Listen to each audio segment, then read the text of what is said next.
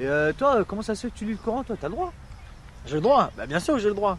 Tu sais, dans la Bible, c'est écrit que tout m'est permis, mais tout n'est pas utile. Donc là, en l'occurrence, moi, je trouve ça utile de connaître la religion des autres, par amour pour eux, tu vois. Je me dois d'apprendre, de connaître un petit peu, ouais. Ah ouais? Et c'est quoi que Youssouf il doit demander à l'imam? Alors en fait, je lui ai posé la question de savoir si un musulman devait aussi lire la Bible. Et sur ça, il m'a répondu que non, un musulman, il n'a pas besoin de lire la Bible parce que le Coran, c'est la dernière révélation. Alors ensemble, on a pris la sourate 10 au verset 94. Tu la connais, toi, Youssouf?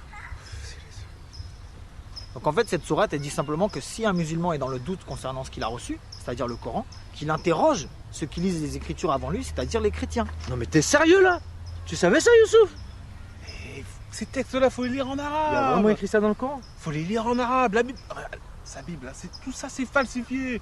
T'as jamais dit ça, l'imam? Attends les gars, avant de dire que la Bible elle a été falsifiée, moi j'aimerais bien, si vous me permettez, prendre quelques versets du Coran avec vous.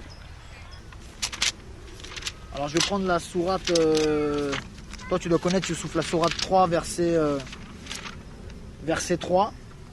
Donc le Coran dit, il a fait descendre sur toi le livre avec la vérité, confirmant les livres descendus avant lui. Et il fit descendre la Torah et l'évangile. Donc là, on voit bien que c'est Allah qui a fait descendre la Torah et l'évangile, donc la Bible. Parce que la Torah et l'évangile, c'est dans la Bible. Donc je prends un autre verset vite fait, dans la sourate 2, au verset 136. Là, c'est Allah qui parle à Mohammed et à la communauté musulmane. Il leur dit, dites, nous croyons en Allah et en ce qu'on nous a révélé. Et en ce qu'on a fait descendre vers Abraham et Ismaël et Isaac et Jacob et les tribus. Et en ce qui a été donné à Moïse et à Jésus. Et en ce qui a été donné aux prophètes venant de leur Seigneur. Nous ne faisons aucune distinction entre eux et à lui nous sommes soumis. Donc là, Allah dit bien, un musulman ne doit pas faire de distinction entre le Coran et la Bible. Parce que la Torah et l'évangile, c'est la Bible.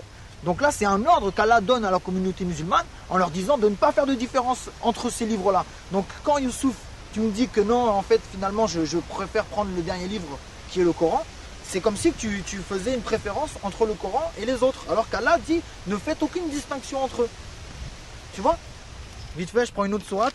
Donc la 5, sourate 5 au verset 46.